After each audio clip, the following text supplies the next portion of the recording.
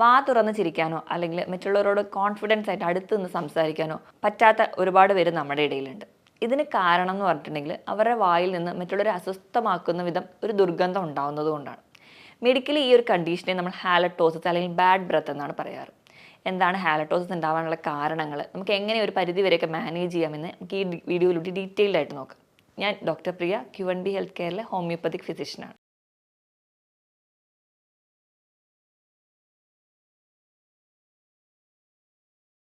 എന്താണ് bad breath അല്ലെങ്കിൽ ഹാലറ്റോസിസ്? ഞാൻ പറഞ്ഞതുപോലെ മറ്റൊരാളെ അസ്വസ്ഥമാക്കുന്ന വിധം നമ്മുടെ വായിൽ നിന്ന് എന്തെങ്കിലും ദുർഗന്ധം വരിക, ഈ ഒരു കണ്ടീഷനെയാണ് നമ്മൾ ബാഡ് ബ്രത്ത് അല്ലെങ്കിൽ ഹാലറ്റോസിസ് എന്ന് പറയും. ഈ അടുത്ത് എൻ്റെ അടുത്തൊരു പേഷ്യൻറ്റ് വരലുണ്ടായി. അപ്പോൾ പേഷ്യൻറ്റ് വന്ന പാടെ തന്നെ ആളുടെ നോർമലി പേഷ്യൻ്റ് ഇരിക്കുന്ന ചെയർ ബാക്കിലേക്ക് നീക്കിയിട്ടിട്ടിരിക്കുന്നു. അപ്പോൾ എനിക്ക് കാര്യം മനസ്സിലായില്ല. ഞാൻ കംപ്ലയിൻറ്റ് ചോദിക്കുന്നതിന് മുൻപ് തന്നെ ആളുടെ അടുത്ത് പറഞ്ഞു അടുത്തേക്ക് വന്നിരിക്കാൻ പറഞ്ഞു. അപ്പോൾ അദ്ദേഹം പറഞ്ഞു കുഴപ്പമില്ല എന്ന് പറഞ്ഞു. അപ്പോൾ ഞാൻ നിർബന്ധിച്ചപ്പോൾ പേഷ്യൻ്റ് ചെയറിൽ വന്നിരുന്നു. സംസാരിക്കാൻ തുടങ്ങുമ്പോൾ തന്നെ വാ പൊത്തി പിടിച്ചിട്ടാണ് സംസാരിക്കാൻ തുടങ്ങുന്നത്. അപ്പോൾ എനിക്ക് കണ്ടീഷൻ മനസ്സിലായി, ആൾക്ക് ഈ പറഞ്ഞ കംപ്ലയിൻ്റ് ആണുള്ളത്.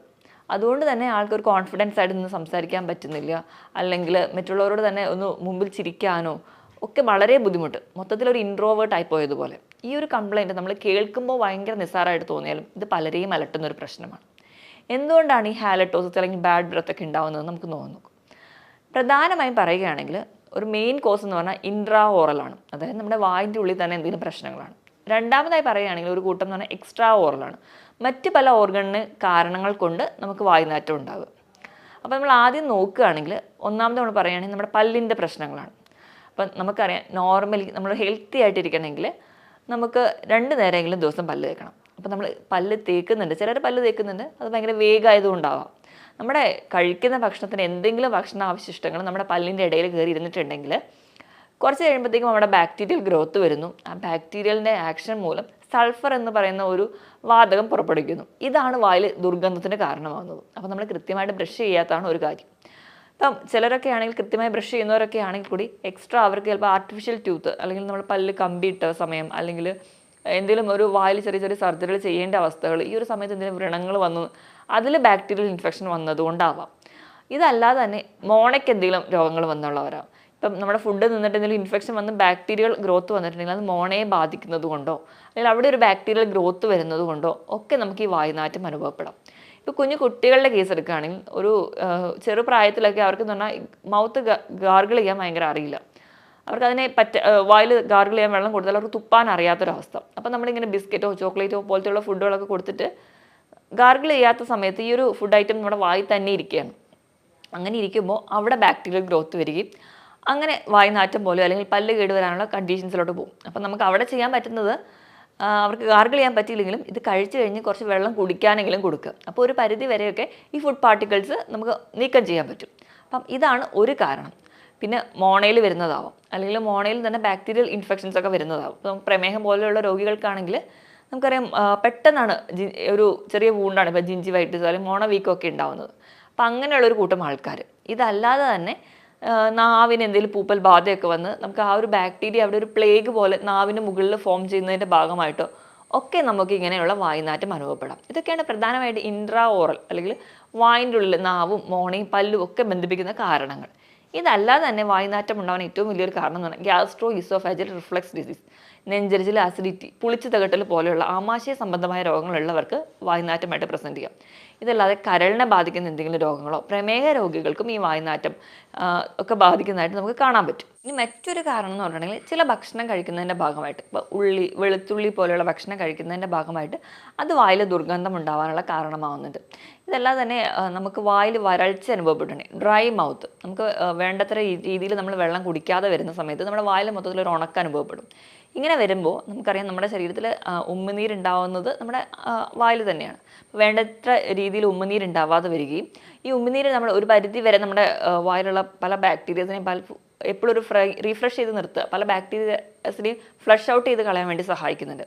അപ്പം ഈ ഒരു ഉമ്മുനീരിൻ്റെ ഉൽപ്പാദനം കുറയുന്നതിൻ്റെ ഭാഗമായിട്ട് നമ്മുടെ മൗത്ത് ഭയങ്കര ഡ്രൈ ആയി പോവുകയും അത് നമുക്ക് ബാഡ് ബ്രത്തിന് കാരണമാകും. അപ്പോൾ നമുക്കറിയാമല്ലോ, നമ്മൾ ഉറങ്ങി എണീക്കുന്ന സമയത്ത്, നമ്മൾ ഒരുപാട് നേരം ഉറങ്ങിയൊക്കെ എണീക്കുന്ന സമയത്ത് നമ്മുടെ വായിൽ തന്നെ ഒരു വായുനാറ്റം പോലെ അനുഭവപ്പെടാറുണ്ട്. ഇതിന് കാരണം ഈ ഡ്രൈ മൗത്താണ്.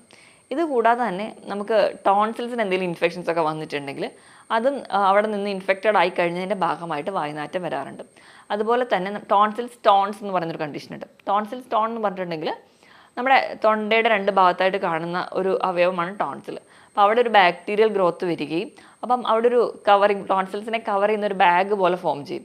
നോർമലി ഇത് വലിയ പ്രശ്നമൊന്നുമില്ല, കുറച്ച് മെഡിക്കേഷൻസോ അല്ലെങ്കിൽ കുറച്ച് കാലത്തെ ഒരു ട്രീറ്റ്മെൻറ്റിലൊക്കെ നമുക്ക് മാറ്റിയെടുക്കാൻ പറ്റുന്ന കണ്ടീഷനാണ്. പക്ഷേ ഈ ഒരു കവറിങ് അല്ലെങ്കിൽ ഈ ഒരു സാക്കിൻ്റെ അകത്ത് ഫുഡ് കളക്ട് ചെയ്യുകയും അവിടെ ബാക്ടീരിയ വളരുകയും ചെയ്യുകയാണെങ്കിൽ അത് നമുക്ക് ബാക്ടീരിയൽ ഗ്രോത്തിന് കാരണമായിട്ട് വായുനാറ്റം ഉണ്ടാകുന്നതായിട്ട് കാണാം. ഇതൊക്കെയാണ് മറ്റ് പല കാരണങ്ങൾ. ഇത് കൂടാതെ തന്നെ ലങ്സിന് എന്തെങ്കിലും ഇൻഫെക്ഷൻസ് ഒക്കെ, ന്യൂമോണിയ പോലെയുള്ള കണ്ടീഷൻസ് ഒക്കെ വരികയാണെങ്കിൽ അതിൻ്റെ ഭാഗമായിട്ട്, ഇപ്പോൾ പ്രഗ്നൻസിയിലൊക്കെ ആണെങ്കിൽ അപ്പോൾ ഉണ്ടാകുന്ന ഹോർമോണൽ ചേഞ്ചസിൻ്റെ ഭാഗമായിട്ടും അല്ലെങ്കിൽ ഓറൽ കോൺട്രാസെപ്റ്റീവ് പിൽസൊക്കെ ധാരാളമായി കഴിക്കുകയാണെങ്കിൽ അതിൻ്റെ ഭാഗമായിട്ടൊക്കെ ഉണ്ടാകുന്ന ഹോർമോണൽ ചേഞ്ചസ് കൊണ്ട് വായുനാറ്റം അനുഭവപ്പെടാറുണ്ട്. ഇതുകൂടാതെ തന്നെ സൈനസൈറ്റിസ് പോലുള്ള ഇൻഫെക്ഷൻ, സൈനസൈറ്റിസ് എന്ന് പറഞ്ഞിട്ടുണ്ടെങ്കിൽ കഠിനമായ തലവേദനയായിട്ട് പ്രസൻറ്റ് ചെയ്യാറ്, തല കുനിക്കാനേ പറ്റുന്നില്ല. അങ്ങനെ നമ്മുടെ സൈനസിലൊക്കെ കഫം നിറയുന്ന ഒരു കണ്ടീഷൻസ്, ഇങ്ങനെ കഫം നിന്ന് പഴുക്കുന്നതിൻ്റെ ഭാഗമായിട്ട് നമുക്ക് വായുനാറ്റമായിട്ട് പ്രസൻറ്റ് ചെയ്യാറുണ്ട്. ഇത് കൂടാതെ തന്നെ എന്തെങ്കിലും ഹൃദ്രോഗമുള്ളവരാണെങ്കിൽ, അപ്പം ഹൃദയത്തിന് കറക്റ്റായിട്ട് പമ്പ് ചെയ്യാൻ പറ്റുന്നില്ല, കറക്റ്റായിട്ട് പമ്പ് ചെയ്യാൻ പറ്റാത്തതിൻ്റെ ഭാഗമായിട്ട് കൃത്യമായ ഒരു ബ്ലഡ് സപ്ലൈ നമ്മുടെ എല്ലാ കോശങ്ങളും കിട്ടാതെ വരും. അതിൻ്റെ ഭാഗമായിട്ടും അതിൽ കറക്റ്റ് ഓക്സിജൻ സപ്ലൈ കിട്ടാത്തതിൻ്റെ ഭാഗമായിട്ടും കോശങ്ങൾക്ക് ഉണ്ടാകുന്ന വീക്കങ്ങൾ കൊണ്ടും വായുനാറ്റം അനുഭവപ്പെടാറുണ്ട്. ഇതൊക്കെയാണ് ജനറലി നമുക്ക് വായുനാറ്റം ആയിട്ട് വരാനുള്ള കാരണങ്ങൾ. നമ്മളത് പ്രസൻറ്റ് ചെയ്യുന്ന ഒരു ഫീച്ചർ എന്ന് പറഞ്ഞിട്ടുണ്ടെങ്കിൽ ഞാൻ ഈ പറഞ്ഞ പോലെ ഭയങ്കര അതികഠിനം അല്ലെങ്കിൽ മറ്റൊരാൾക്ക് സഹിക്കാൻ പറ്റുന്നതിലും അധികമായിട്ടുള്ളൊരു കുത്തുന്ന ഒരു സ്മെല്ലായിട്ടായിരിക്കും പ്രസൻറ്റ് ചെയ്യുക. ചിലർക്ക് അതിനോടൊപ്പം തന്നെ ഡ്രൈ മൗത്തായിട്ട് പ്രസൻറ്റ് ചെയ്യാറുണ്ട്. ചില മരുന്നുകളുടെ ഭാഗമായിട്ട് ഈ ഒരു ഡ്രൈ മൗത്ത് പ്രസൻറ്റ് ചെയ്യാറുണ്ട്. ചില ഡിപ്രഷൻ പോലെയുള്ള കണ്ടീഷൻസ് കഴിക്കുന്നവർക്ക് അല്ലെങ്കിൽ സ്റ്റിറോയിഡ്സ് ഒക്കെ കഴിക്കുന്നതിൻ്റെ ഭാഗമായിട്ട് നമുക്ക് ഈ ഒരു ഡ്രൈ മൗത്ത് വരികയും അതിൻ്റെ ഭാഗമായിട്ട് വായുനാറ്റം വരാറുണ്ട്. അപ്പം ഈ ഒരു കണ്ടീഷൻസാണ് പ്രധാനമായിട്ടും കാണാറ്. അതിനോടൊപ്പം തന്നെ ഈ ഒരു ലക്ഷണങ്ങൾ ഞാൻ ഈ പറഞ്ഞ രീതിയിൽ ഡ്രൈ മൗത്ത് അല്ലെങ്കിൽ ഈ ഒരു സ്മെല്ല്, ഇതൊക്കെയാണ് പ്രധാനമായിട്ടും നമ്മൾ പ്രസൻറ്റ് ചെയ്യുന്ന ഫീച്ചേഴ്സ്. ഇത്രയും കാരണങ്ങളും ലക്ഷണങ്ങളും ഒക്കെ നമ്മൾ പറഞ്ഞു. അപ്പം നമുക്ക് എല്ലാവർക്കും അറിയാനുള്ളത് എങ്ങനെ നമുക്കിത് മാനേജ് ചെയ്യാം എന്നാണ്. ഈ പറഞ്ഞ ലക്ഷണങ്ങൾ ചിലപ്പം ഒരുപാട് പേർക്ക് ഈ ലക്ഷണങ്ങളായിട്ട് തന്നെ പ്രസൻറ്റ് ചെയ്യുന്നവരായിരിക്കും. അപ്പോൾ അവർക്കൊരു കോൺഫിഡൻസ് കുറയുന്നത് കാണാം. ചിലർക്കെന്ന് പറഞ്ഞാൽ ചിലർക്ക് ഡൗട്ടാണ്, എനിക്ക് വായുനാറ്റം ഉണ്ടോ അല്ലെങ്കിൽ എനിക്ക് ഈ ഒരു പ്രശ്നമുണ്ടോ എന്നും പേടിച്ചിട്ട് സംസാരിക്കാത്തവരും ഉണ്ടാവും. അപ്പോൾ ഇവരെയൊക്കെ വേണ്ടിയിട്ട് മാനേജ് ചെയ്യുന്നത് എങ്ങനെയാണ് നോക്കിക്കഴിഞ്ഞാൽ നമുക്ക് ഈ പറഞ്ഞ കാരണങ്ങൾ തന്നെ നമുക്ക് മാനേജ് ചെയ്താൽ മതി. അപ്പോൾ ബേസിക്കലി ഇങ്ങനത്തെ പ്രശ്നങ്ങളുണ്ടെങ്കിൽ നിങ്ങൾ ഒരു ഡോക്ടറുടെ കൺസൾട്ടേഷനാണ് ആദ്യം എടുക്കേണ്ടത്. കാരണം ഇത് ഏത് അവയവത്തെ ബാധിക്കുന്നത് കൊണ്ടാണ് ഇങ്ങനെ ഒരു പ്രശ്നം വരുന്നത് നമ്മൾ ആദ്യം തിരിച്ചറിയണം. ഇപ്പോൾ നമ്മുടെ പല്ല് സംബന്ധമായിട്ടാണ് നിങ്ങളുടെ പ്രശ്നമെങ്കിൽ നിങ്ങൾ ഓർക്കുക, നിങ്ങൾ ദിവസവും ഒരു 2 നേരമെങ്കിലും ബ്രഷ് ചെയ്യാൻ വേണ്ടി ശ്രദ്ധിക്കുക. ഇപ്പോൾ ഒരു സോഫ്റ്റ് ബ്രിസിൽസ് ഒക്കെ ഉള്ള ബ്രഷ് ഉപയോഗിക്കുക. നിങ്ങൾ ഉപയോഗിക്കുന്ന ബ്രഷ് എന്ന് പറഞ്ഞാൽ ഒരു 3 മാസം കൂടുമ്പോഴെങ്കിലും മാറ്റാൻ വേണ്ടി നിങ്ങൾ ശ്രദ്ധിക്കുക. അപ്പം ഒന്നാമതായിട്ട് അതാണ് നിങ്ങൾ ശ്രദ്ധിക്കേണ്ടത്. അതുപോലെ തന്നെ നിങ്ങളുടെ നാവിനാണ് ഇൻഫെക്ഷൻ വരാൻ ചാൻസ് എങ്കിൽ നിങ്ങൾ എപ്പോഴും ഉപയോഗിക്കുക ഒരു ടങ് ക്ലീനർ. അതിന് വേണ്ടിയിട്ട് നിങ്ങൾക്ക് സോഫ്റ്റ് ആയിട്ടുള്ള കുട്ടികളുടെ ബ്രഷോ അല്ലെങ്കിൽ നിങ്ങളുടെ ടൂത്ത് ബ്രഷോ യൂസ് ചെയ്ത് ക്ലീൻ ചെയ്ത് വെക്കാൻ വേണ്ടി ശ്രദ്ധിക്കുക. ഇപ്പോഴും പല്ലിൻ്റെ ഇടയിലൊക്കെ ഫുഡ് പാർട്ടിക്കിൾസ് കയറി ഇരിക്കുന്നില്ല എന്ന് ഉറപ്പ് വരുത്തുക. എങ്കിൽ തന്നെ ഒരു പരിധി വരെ ഈ ഒരു കംപ്ലയിൻറ്റ്സ് മാറ്റാൻ പറ്റും. അപ്പോൾ നമ്മുടെ അതുപോലെ തന്നെ മോണ വീക്കമൊക്കെ ഉണ്ടാവാതിരിക്കാൻ വേണ്ടി മാക്സിമം നമ്മളെപ്പോഴും ക്ലീൻ ആക്കി അല്ലെങ്കിൽ നമ്മുടെ ഓറൽ ഹൈജീൻ തന്നെ ഒരു പരിധി വരെ നമുക്ക് ഈ വായുനാറ്റം പോലെയുള്ള പ്രശ്നങ്ങൾ മാറ്റാൻ പറ്റും. അപ്പോൾ ഇങ്ങനെ ഒരു കണ്ടീഷൻസൊക്കെ ഉണ്ടെങ്കിലോ അല്ലെങ്കിൽ ഇങ്ങനെ കേടായ പല്ലുകൾ നമ്മുടെ വായിലുണ്ടെങ്കിലോ അല്ലെങ്കിൽ നമുക്ക് പല്ലിന് വേറെ എന്തെങ്കിലും പ്രശ്നങ്ങളുണ്ടെങ്കിലോ നമ്മൾ ഒരുവിധമൊക്കെ ടിപ്സ് വെച്ചിട്ട് മാനേജ് ചെയ്യാതെ നിങ്ങളൊരു ഡെന്റിസ്റ്റിനെ തന്നെ കൺസൾട്ട് ചെയ്യുക. അപ്പോൾ കൃത്യമായിട്ട് ഇങ്ങനെ കേട് പല്ലുകളുണ്ടെങ്കിൽ അത് മാറ്റുക. അല്ലെങ്കിൽ നിങ്ങളുടെ ആർട്ടിഫിഷ്യൽ ടീത്തിന് എന്തെങ്കിലും പ്രശ്നമുണ്ട് അല്ലെങ്കിൽ നിങ്ങൾ പല്ലിന് കമ്പിയൊക്കെ ഇട്ടിട്ടുണ്ട് അത് തട്ടിയിട്ട് എന്തെങ്കിലും പ്രശ്നമുണ്ട്, നിങ്ങളുടെ വായിൽ മൗത്ത് അൾസേഴ്സ് സ്ഥിരമായിട്ട് നിൽക്കുന്നുണ്ട്, ഇതൊക്കെ ഉണ്ടെങ്കിൽ ഈ ഒരു കോഴ്സാണ് നമ്മൾ ആദ്യം തന്നെ മാനേജ് ചെയ്യേണ്ടത്.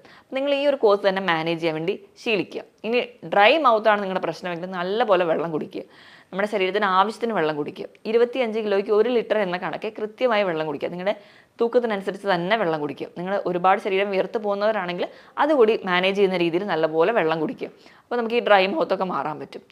ഇനി മറ്റ് നമ്മുടെ ആമാശയ സംബന്ധമായ പ്രശ്നങ്ങളാണ്, നിങ്ങൾക്ക് അസിഡിറ്റി, നെഞ്ചരിച്ചിൽ പോലെയുള്ള പ്രശ്നങ്ങളാണ്, നമ്മൾ അതിനെ മാനേജ് ചെയ്യണം. അതിനെ മാനേജ് ചെയ്യാൻ വേണ്ടി നമുക്ക് ആദ്യം വേണ്ടതെന്ന് പറഞ്ഞാൽ ഗട്ട് ഹെൽത്ത് പ്രോപ്പറായിട്ട് നിൽക്കുക, അല്ലെങ്കിൽ നമ്മുടെ ദഹനം പ്രോപ്പറായിട്ട് നിൽക്കുക.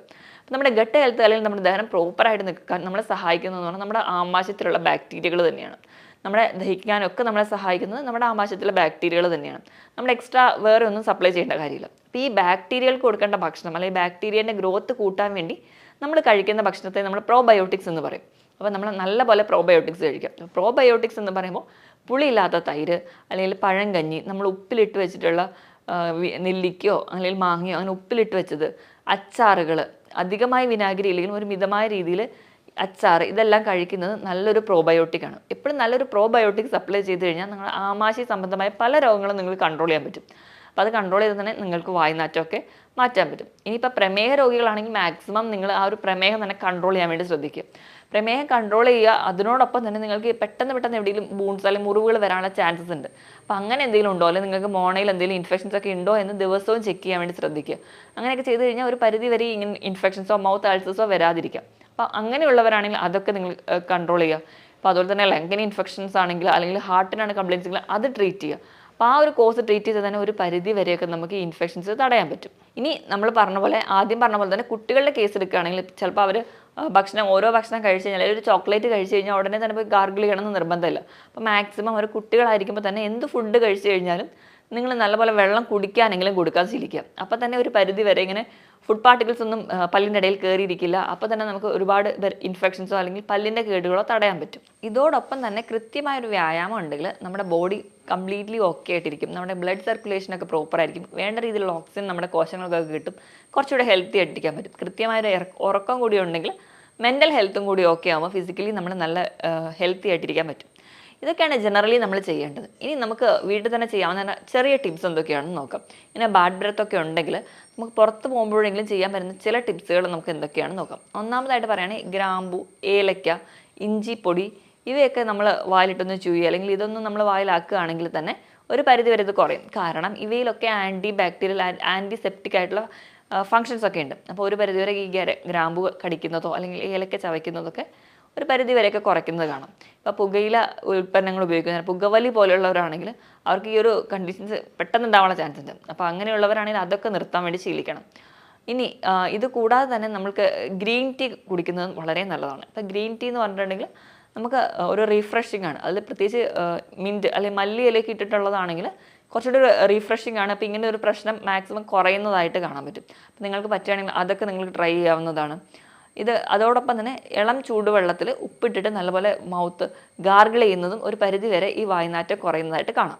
ഇതോടൊപ്പം തന്നെ കറുവപ്പട്ട, ജീരകത്തിലൊക്കെ എസെൻഷ്യൽ ആയിട്ടുള്ള തൈമോളൊക്കെ പ്രസൻറ്റ് ചെയ്തിട്ടുണ്ട്. അതൊക്കെ ഈ നല്ല ബാക്ടീരിയകളുടെ വളർച്ചയ്ക്ക് സഹായിക്കുകയും ചീത്ത ബാക്ടീരിയകളെ പുറന്തള്ളാൻ പറ്റും. അതുപോലെ തുളസി ഇട്ടിട്ട് തിളപ്പിച്ച വെള്ളം കുടിക്കുന്നത് ഇതൊക്കെ ഒരു പരിധി വരെ നമുക്ക് കുറയ്ക്കാൻ പറ്റും. അതുപോലെ തന്നെ നമ്മൾ ഫ്രൂട്ട്സ് അല്ലെങ്കിൽ നമ്മൾ കഴിക്കുന്ന ഭക്ഷണം എടുക്കുകയാണെങ്കിൽ സ്ഥിരമായിട്ട് പുളിയില്ലാത്ത തൈര് കഴിക്കാൻ വേണ്ടി ശ്രദ്ധിക്കുക. അപ്പോൾ തന്നെ ഒരുവിധമൊക്കെ ഗട്ട് ഹെൽത്ത് ഓക്കെ ആയിരിക്കും. ഇനി ഫ്രൂട്ട്സിൻ്റെ കേസ് എടുക്കുകയാണെങ്കിൽ നിങ്ങൾ ആപ്പിൾ, ഓറഞ്ച്, പൈനാപ്പിൾ ഇവ മൂന്നും ഒരു പരിധി വരെ നമുക്കിങ്ങനെ ഉണ്ടാകുന്ന വായുനാറ്റം കുറയ്ക്കുന്നതായിട്ട് കാണാം. ഇപ്പോൾ ആപ്പിളും അതുപോലെ തന്നെ പൈനാപ്പിളൊക്കെ ഫുഡ് കഴിച്ച് കഴിഞ്ഞിട്ട് കഴിക്കുകയാണെങ്കിൽ ഫുഡ് കഴിച്ച് ഉടനെയല്ല കുറച്ച് മണിക്കൂറിന് ശേഷം കഴിക്കുകയാണെങ്കിൽ നമ്മുടെ സലൈവേൻ്റെ പ്രൊഡക്ഷൻ കൂട്ടുന്നതായിട്ട് കാണാം. സലൈവ പ്രൊഡക്ഷൻ കൂട്ടുകയാണെങ്കിൽ ഒരു പരിധി വരെ ബാഡ് ബ്രെത്ത് കുറയ്ക്കുന്നത് കാണാം. അപ്പോൾ നാരങ്ങയുടെ കേസ് അല്ലെങ്കിൽ ഓറഞ്ചൊക്കെ ആണെങ്കിൽ വൈറ്റമിൻ സി ധാരാളമായിട്ടുണ്ട്. അപ്പോൾ നമുക്ക് എന്തെങ്കിലും ഇൻഫെക്ഷൻസ് മോണോവീക്കോ അല്ലെങ്കിൽ മറ്റ് ഇൻഫെക്ഷൻസോ ബാക്ടീരിയൽ ഗ്രോത്ത് ഒക്കെ കുറയ്ക്കാൻ പറ്റും. അപ്പോൾ ഇവയൊക്കെ നമ്മൾ കഴിക്കാൻ വേണ്ടി ശ്രദ്ധിക്കുക. ഇലക്കറികൾ നല്ലപോലെ കഴിക്കാൻ വേണ്ടി ശ്രദ്ധിക്കുക. അതിൽ ധാരാളം അയൺ അടങ്ങിയിട്ടുണ്ട്. ഇതും ഒരു സലൈവ പ്രൊഡക്ഷൻ കൂട്ടുന്നുണ്ട്. ഇതോടൊപ്പം തന്നെ നിങ്ങൾ നട്ട്സ് നല്ലോണം കഴിക്കുക. ബദാമൊക്കെ സ്ഥിരമായിട്ട് തന്നെ കഴിക്കുകയാണെങ്കിൽ നമുക്ക് നല്ല എസെൻഷ്യൽ ഓയിൽസ് അല്ലെങ്കിൽ ഒമേഗ 3 ഫാറ്റി ആസിഡ്സ് ആണ് നമുക്ക് കിട്ടുന്നത്. അപ്പോൾ അതൊരു പരിധി വരെ നമ്മുടെ വായിലൊക്കെ എന്തെങ്കിലും ഇൻഫെക്ഷൻസ് ഒക്കെ ഉണ്ടെങ്കിലോ അല്ലെങ്കിൽ വീക്കോ ഒക്കെ ഉണ്ടെങ്കിൽ കുറയുന്നതായിട്ട് കാണാം. ചെറിയ മത്സ്യങ്ങൾ കഴിച്ചാലും മതി. അതിലും ധാരാളം ഒമേഗ 3 ഫാറ്റി ആസിഡ്സ് അടങ്ങിയിട്ടുണ്ട്. ഇനിയിപ്പോൾ വെജിറ്റബിൾസ് എടുക്കുകയാണെങ്കിൽ ക്യാരറ്റ്, സെലറി കഴിക്കുന്നത് വളരെ നല്ലതാണ്. ഇതിലും നമുക്ക് ഒരുപാട് anti bacterial, anti fungal, antiseptic actions ഉണ്ട്. അപ്പോൾ തന്നെ നമുക്ക് ഒരു പരിധി വരെ ഇൻഫെക്ഷൻസ് ഒക്കെ കുറയുന്നതായിട്ട് നമുക്ക് കാണാൻ പറ്റും. ഇതൊക്കെയാണ് നമ്മൾ ഭക്ഷണത്തിൽ വരുത്തേണ്ട മാറ്റങ്ങൾ. ഈ പറഞ്ഞ രീതിയിൽ ഫ്രൂട്ട്സോ വെജിറ്റബിൾസോ ഒക്കെ നല്ലപോലെ കഴിക്കുക. അപ്പോൾ ഒരു പരിധി വരെയൊക്കെ നമുക്കിത് കുറയ്ക്കാൻ പറ്റും. ഇതുപോലെ തൈര് സ്ഥിരമായി കഴിക്കുകയും ചെയ്യുക. ഇനി നമ്മൾ കഴിക്കാൻ പാടില്ലാത്ത ഭക്ഷണം എടുക്കുകയാണെങ്കിൽ അധികം പ്രോസസ്സ് ചെയ്തിട്ടുള്ള ഭക്ഷണങ്ങൾ, ഇപ്പോൾ ഒരു വായുനാറ്റം കംപ്ലയിൻറ്റ്സ് ഉള്ളവരാണെങ്കിൽ അധികം മധുരമുള്ള ഭക്ഷണങ്ങൾ കഴിവതും ഒഴിവാക്കുക. മധുരം ഉള്ളിൽ നിന്നിട്ടുണ്ടെങ്കിൽ ഒരു പരിധി വരെ പെട്ടെന്ന് ബാക്ടീരിയൽ ഗ്രോത്ത് പ്രസൻറ്റ് ചെയ്യുന്നത് കാണാൻ പറ്റും. അപ്പോൾ മാക്സിമം പ്രോസസ്സ് ചെയ്ത ഭക്ഷണങ്ങളോ അല്ലെങ്കിൽ ബേക്കറി ഐറ്റംസ് ഇതിലൊക്കെ ഹൈ ഫ്രക്ടോസ് കോൺ സിറപ്പാണ് അടങ്ങിയിരിക്കുന്നത്. ഇത് ധാരാളമായി കഴിച്ചു കഴിഞ്ഞിട്ടുണ്ടെങ്കിൽ നമുക്ക് പെട്ടെന്ന് ഇൻഫെക്ഷൻസ് ഉണ്ടാവുന്നതാണ്. മദ്യപാനം പോലുള്ള ശീലം ഉള്ളവരാണെങ്കിൽ അത് ആദ്യം തന്നെ നിർത്തുക. കാരണം നമുക്ക് മദ്യം കഴിക്കുന്നത് നമ്മുടെ ബോഡീനെ ഡീഹൈഡ്രേറ്റ് ചെയ്യും. അപ്പം നമ്മുടെ വായ പിന്നെയും ഡ്രൈ മൗത്തിലേക്ക് വരികയും ചെയ്യും. അതുപോലെ തന്നെ കഫീൻ അടങ്ങി ഇപ്പോൾ കോള പോലുള്ള ഡ്രിങ്ക്സ്, ചായ, കാപ്പി ഇവയുടെ ഉപയോഗം കുറയ്ക്കുക.